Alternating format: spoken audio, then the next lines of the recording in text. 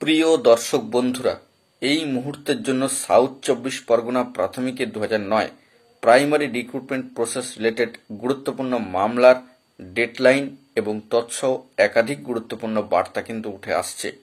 অত্যন্ত জরুরি সংবাদ, এই ভিডিওর মধ্যে সবটা তুলে ধরবার জন্য চেষ্টা করছি।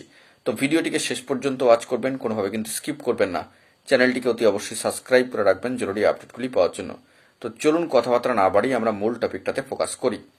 বন্ধুরা, আজকে মহামান্য কলকাতা হাইকোর্টে উপস্থিত হয়েছিলেন বিভিন্ন বিষয় নিয়ে অ্যাডভোকেট মহাশয়দের সঙ্গে কথা বলার জন্য সম্মানীয় দেবাশিস বিশ্বাস, এবং সেই সূত্রেই উঠে এসেছে একটি গুরুত্বপূর্ণ বার্তা, যেখানে যে computer generated tentatively schedule deadline একটি গুরুত্বপূর্ণ মামলার বা এসএলপির ক্ষেত্রে রয়েছে ৮/৪/২০২৫, অর্থাৎ আগামী এপ্রিল মাসের ৮ তারিখে computer generated tentatively schedule deadline এখনো পর্যন্ত রয়েছে।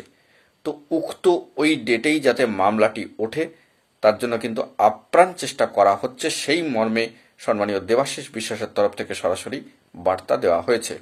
অর্থাৎ যে টেন্টেটিভলি শিডিউল ডেটটি ৮/৪ রয়েছে, সেটি যাতে নির্ধারিত হয় উক্ত দিনের শুনানির জন্য, সে বিষয়ে জোরালো তৎপরতা চলছে, প্রচেষ্টা কিন্তু চলছে, আপ্রাণ চেষ্টা করছেন তারা।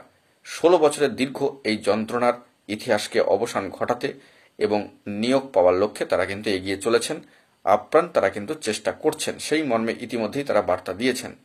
পাশাপাশি আগামী ২ তারিখে ধর্মতলায় সকল পিটিশনারদের বিশেষ কর্মসূচিতে যোগদানের জন্য কিন্তু আহ্বান জানানো হচ্ছে, এবং পরবর্তী ক্ষেত্রে ডিপিএসসিতেও কর্মসূচি রয়েছে, সে বিষয়ে কিন্তু বার্তা দেওয়া হচ্ছে।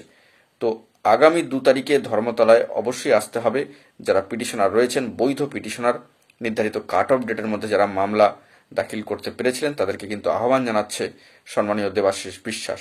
এবং এর পাশাপাশি যে টেন্টেটিভলি শিডিউল ডেডলাইন সুপ্রিম কোর্টে রয়েছে মামলার, যে পরবর্তী tentatively schedule deadline computer generated ৮/৪, উক্ত ডেটে মামলা যাতে ওঠে তার জন্য কিন্তু তৎপরতা এবং আপ্রাণ প্রচেষ্টা কিন্তু চালানো হচ্ছে।